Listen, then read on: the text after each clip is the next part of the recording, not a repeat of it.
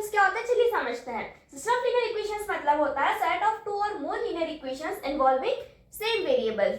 Linear equations मतलब क्या होता है, लीनियर इक्वेशंस हमारे पास में वो इक्वेशंस होती है जिसमें जो हमारे पास में वेरिएबल्स होते हैं उनकी पावर क्या होनी चाहिए, 1 होनी चाहिए। तो ऐसे लीनियर इक्वेशंस का जो हमारे पास में सेट होता है जिसमें हमारे पास में सेम वेरिएबल्स होते हैं उन्हें हम कहते हैं सिस्टम ऑफ लीनियर इक्वेशंस। इसमें हमारे पास में दोनों इक्वेशंस में क्या है, वेरिएबल्स दोनों ही कॉमन है, तो इसलिए हमारे पास में ये क्या होंगी, सिस्टम ऑफ लीनियर इक्वेशंस। अब लीनियर इक्वेशंस जो होती है वो हमारे पास में दो टाइप्स की होती हैं। पहला टाइप होता है नॉन होमोजेनियस का। नॉन होमोजेनियस इक्वेशंस में क्या होता है, जो भी हमारे पास में इक्वेशंस होती है उसके जो राइट हैंड साइड में हमारे पास में कांस्टेंट वैल्यूज होती हैं वो क्या होती है, नॉन जीरो होती हैं। एक एग्जांपल देखते हैं। सपोज ये हमारे पास में एक सेट ऑफ इक्वेशंस है जिसमें हमारे पास में क्या है, वेरिएबल्स दोनों x y z तीनों वेरिएबल्स है जो तीनों ही इक्वेशंस में हमारे पास में एग्जिस्ट करते हैं, इसलिए हमारे पास में होगा सिस्टम ऑफ लीनियर इक्वेशंस। अब उसके बाद में RHS में जो हमारे पास में कांस्टेंट्स है वो क्या है, नॉन जीरो कांस्टेंट्स है।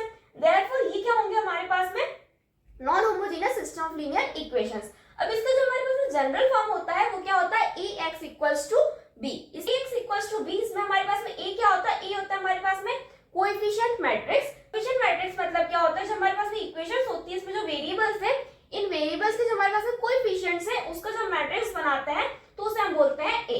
देन अब हमारे पास में x क्या होता है, कॉलम मैट्रिक्स ऑफ वेरिएबल्स।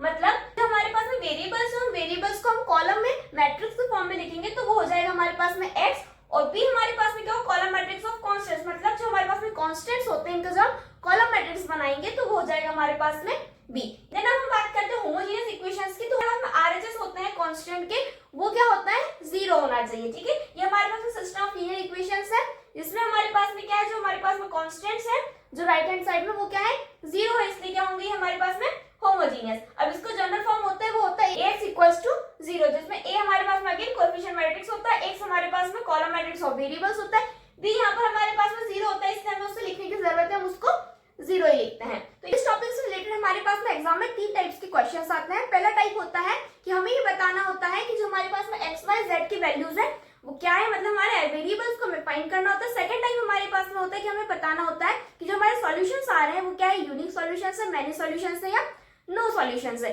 और थर्ड टाइप हमारे पास होता है हमें कंसिस्टेंसी को टेस्ट करना होता है। बाकी हमारे पास में बहुत सारी मेथड्स भी होती हैं इन क्वेश्चंस को सॉल्व करने की। एक मेथड होती है हमारे पास में inverse matrix method, Gauss elimination method and Gauss Jordan method, इस तरह के और भी हमारे पास में मेथड्स होती हैं, उसको हमारी नेक्स्ट शॉर्ट्स में डिस्कस करेंगे। अगर आपको इस टॉपिक का फुल एक्सप्लेनेशन चाहिए विद एग्जांपल्स तो मैंने इस पर डिटेल वीडियो बनाया है, लिंक डिस्क्रिप्शन में, वहां से आकर उसको देख सकते हैं। और इस टाइप के एग्जाम ओरिएंटेड कंसेप्ट्स के चैनल को सब्सक्राइब करना ना भूलें।